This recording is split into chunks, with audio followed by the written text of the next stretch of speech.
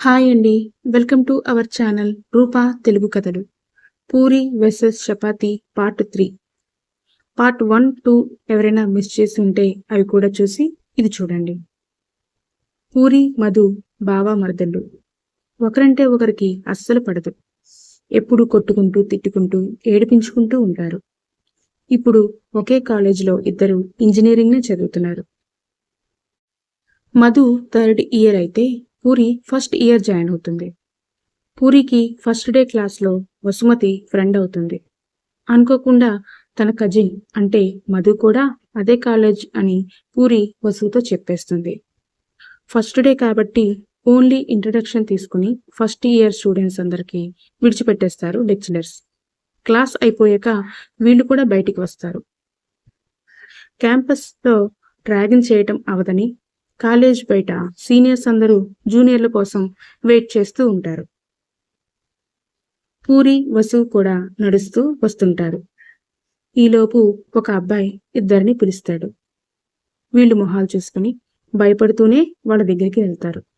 ఆ అబ్బాయి వస్తున్న పూరినే చూస్తాడు. తెల్లగా పాలరాతి బొమ్మలా ఉంటుంది.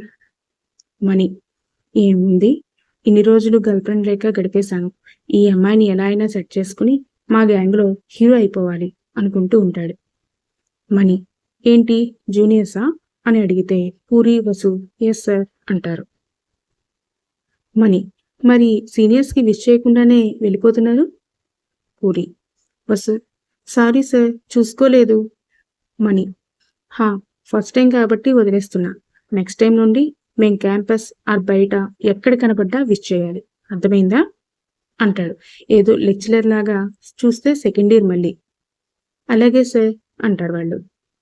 మణి, సరే నీ గురించి చెప్పు అని పూరిని చూస్తే పూరి తన గురించి ఇంట్రడక్షన్ చెప్తుంది. ఇప్పుడు నీ గురించి కూడా చెప్పు అంటూ వసుకి చూసి అడుగుతాడు. వసుకి ఇష్టం లేక విసుక్కుంటూ చెప్తుంది. మణి, ఏంటి విసుక్కుంటున్నావు? నేను జస్ట్ నీ గురించి చెప్పమన్నా అంతే.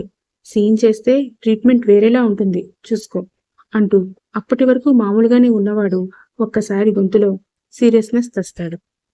వసు, హలో, ర్యాగింగ్ని బ్యాన్ చేశారు. మీరు మమ్మల్ని ఇలా ఆపి ఇబ్బంది పెట్టడం తప్పు. మీరు ఒకే కాలేజ్.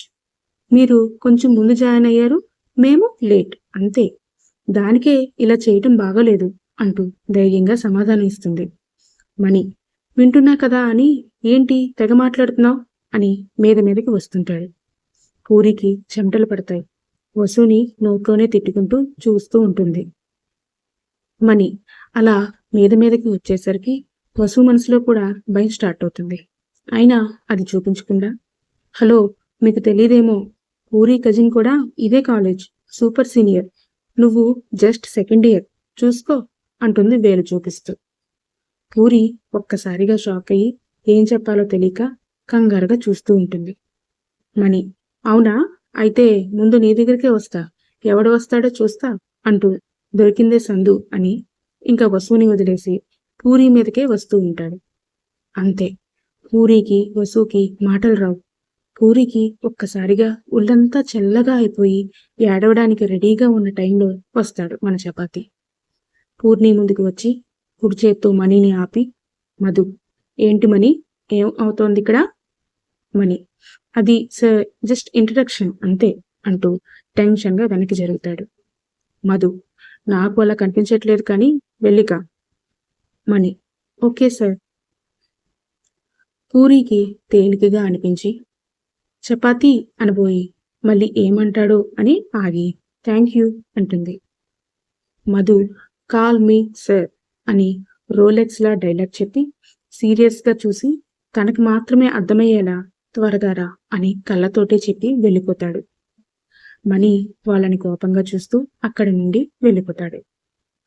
జరిగిన ఇన్సిడెంట్కి, అలాగే చూడటానికి 6 అడుగుల ఎత్తు, సూదిలాంటి ముక్కు, షార్ప్గా ఉన్న కళ్ళు, యాటిట్యూడ్తో ఒళ్ళంతా బలుపు నిండిపోయి కనిపిస్తున్న మధు వసుకి హీరోలా కనిపించి, అబ్బా ఏం ఉన్నాడు, 6 అడుగులు ఉంటాడేమో, హీరోలా ఉన్నాడు, ఇలాంటి వాడిని వదలకూడదు, ఎలా అయినా పడేయాలి అని మనసులో అనుకుంటూ ఉంటుంది. మధు వెళ్ళిపోయాక ట్రాన్స్లో ఉన్న వసుని గట్టిగా గిచ్చి, పూరి, ఏంటే నువ్వు మధ్యలో మా కజిన్ గురించి చెప్పి నన్ను ఇరికించేశావు? ఇంకోసారి ఎప్పుడు తన గురించి ఎత్తకు. అసలు అతను నాతో ఎప్పుడు మాట్లాడనే లేదు. నువ్వేమో అలా చెప్పేస్తే నేనెక్కడి నుంచి తీసుకురాను అని గయ్యమని అరుస్తుంది. మధు ఆలోచనలతో వసు, అబ్బా అలాగేలే, దీనికే గిచ్చాలా, సరే బాయ్ అని మధు కనిపిస్తే బాగుండు అని వెతుక్కుంటూ తన స్కూటీపై వెళ్ళిపోతుంది.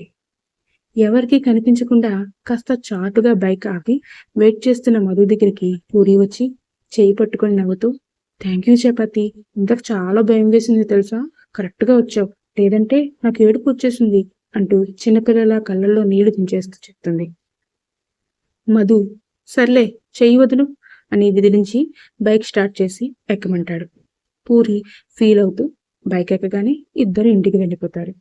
కానీ వీళ్ళిద్దరినీ ఇంకొకరు చూసి మొబైల్లో పిక్ తీసి కోపంగా వాళ్ళ వైపే చూస్తూ ఉంటారు. అతను ఎవరో నీకు ఈ పాటికే తెలిసిపోయి ఉండాలి. అవును, అతనే, మనీనే. చూద్దాం ఏమవుతుందో. మనీ ఆ ఫోటో అడ్డం పెట్టుకుని ఏం చేస్తాడు? అసలు వసు మంచిదేనా? నిజంగా మధుని లవ్ చేస్తుందా? వసుని అడ్డు పెట్టుకుని మనీ ఏమైనా ప్లాన్ చేస్తాడా? నెక్స్ట్ పార్ట్స్లో చూద్దాం. కథ నచ్చితే కామెంట్స్ ఇచ్చి నా ఛానల్ని సబ్స్క్రైబ్ చేసుకుని నాకు ఇంకా బాగా రాసేలా ఎంకరేజ్ చేయండి ప్లీజ్. మీ రూపలావణ్య.